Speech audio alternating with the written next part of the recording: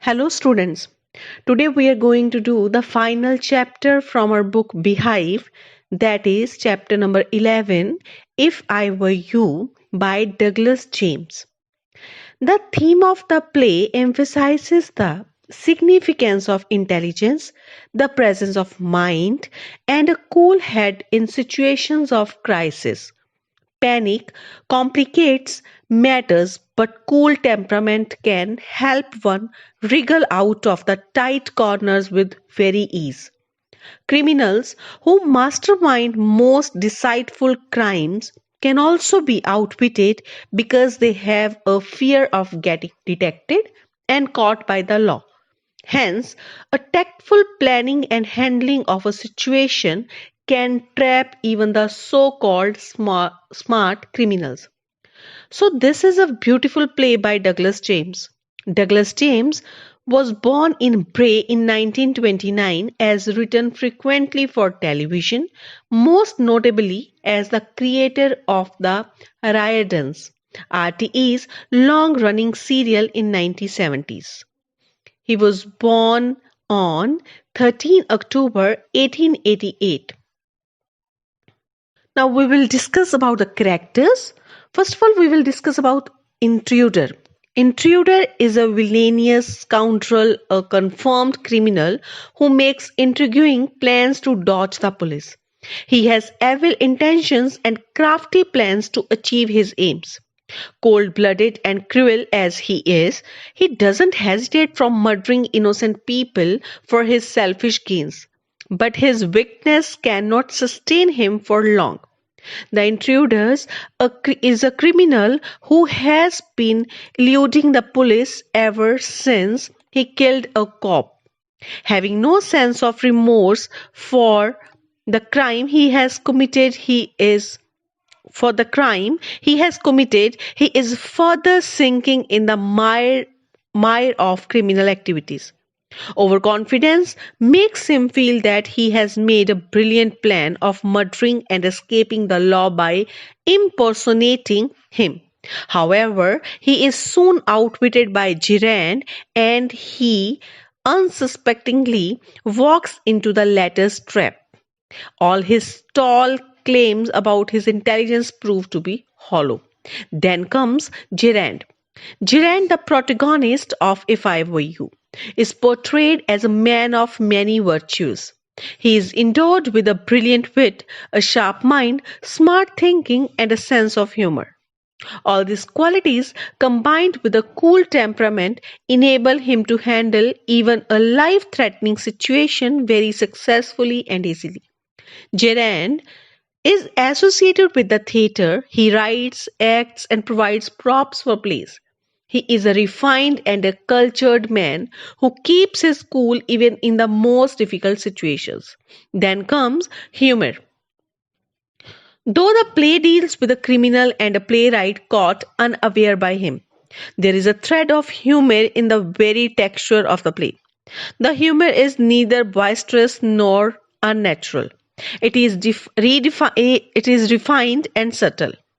Gerard's cool-headedness and presence of mind make him come out with such witty and sarcastic remark that the criminal feels irritated and the audience feels amused.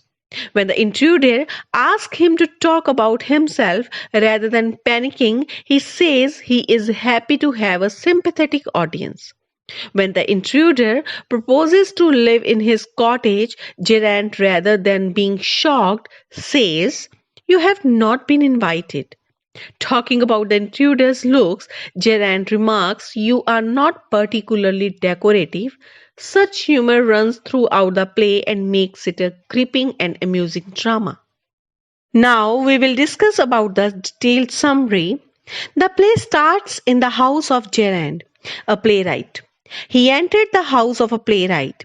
He, however, did not know that the owner of the house was a playwright. He only knew him as a Gerard. He had heard about him a few things. He knew that he was something of a misery man. He lived in the wilds of Essex. Gerard gave his orders on phone and never met the tradesmen. Gerard is a cultured playwright. He lives in a small cottage. He does meet many people. He is to go out soon. But before he does so, an intruder enters his cottage. He has a gun in his hand. He bumps accidentally against the table. Jiran welcomes him with confidence. The intruder asks many questions to Jiran. He answers his questions with wit, irony, and humor. The intruder wanted to murder him and live as Jiran because he looked like him. Jiran at once understood everything. He told the intruder that he was also a murderer. Therefore, the police were after him. Gerard explained that unfortunately one of his men had been caught. He was expecting trouble that night. He then made the intruder understand that it was good for him if he went with him. He also told him that if it was a frame, he could shoot him in the car. The intruder agreed, but when he was about to cross the door, Gerard pushed him into the nearby cupboard. He then slammed it. Thereafter, he telephoned the police for his arrest.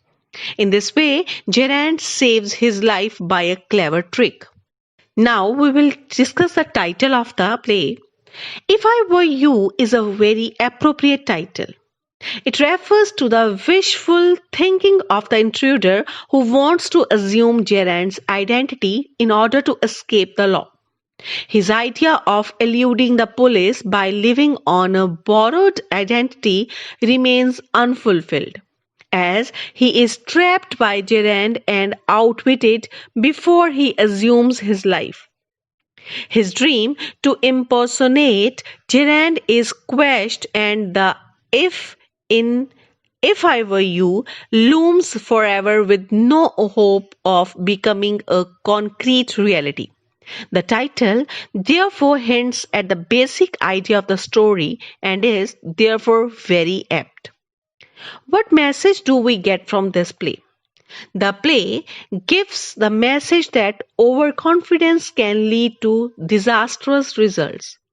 One should never consider oneself to be smarter than the opponent, as is done by the intruder who thinks that Gerard is no match for him.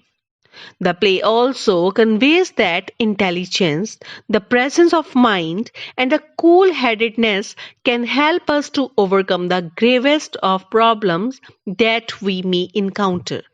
I hope you have understood the play well and you also try to be smart and cool headed. Thank you for watching.